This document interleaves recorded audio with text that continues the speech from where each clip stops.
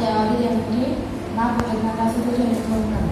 ఈ అవకాశం ఇచ్చిన పాస్టర్ గారికి, సిఆర్ గారికి, పెద్దలకు, డెలిగేట్ గారికి, సమానం గారికి, యూత్కి, సండేస్కి నా వందలు చెల్లించుకుంటున్నాను. సండేస్ సండే వరకు ఏరియాసి వారు ఈ సంవత్సరం ఇచ్చిన టాపిక్ దేవుడిచ్చి సర్వాంగ కవచమును ధరించుకోండి. Put on the whole armour of God. యెషయా గ్రంథము 59వ అధ్యాయము 15వ వచనం నుండి 18వ వచనం వరకు చూసినట్లయితే, చెడుతనంను విసర్జించువాడు 59వ అధ్యాయము 15వ వచనం నుండి 18వ వచనం. సత్యం లేకపోయేను చెడుతనం విసర్జించువాడు దోచబడుచున్నాడు.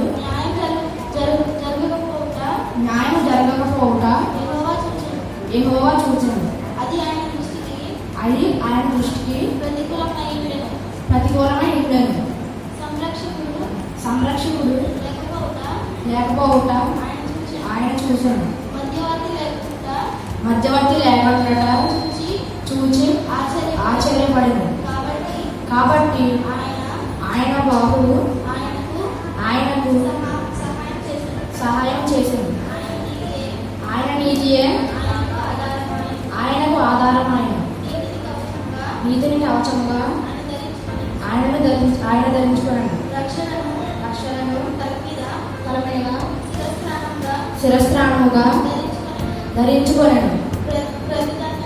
ప్రతిదండలను వస్త్రముగా వేసుకొనను.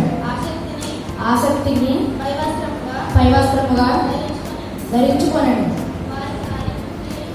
వారి క్రియలను బట్టి ఆయన ప్రతిదండన చేయను.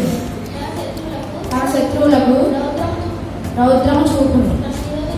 తన విరోధులకు ప్రతీకారం చేయను. ద్వీపస్తులకు ప్రతీకారం చేయను. చిన్న ప్రార్థన చేసుకున్నాను. మమ్మల్ని మిక్కిలిగా ప్రేమిస్తున్న మా ప్రియ పరలోక తండ్రి, ఎంతవరకు చక్కటి ఆరాధనలో వాక్య భాగంలో మీరు తోడేయండి నడిపించడానికి నీకే స్థితులు. ఇప్పుడు నేను వాగ్దానం చెప్తుండగా వినగలిగే చెవులను, గ్రహించే మనసును అందరికీ ఇవ్వండి.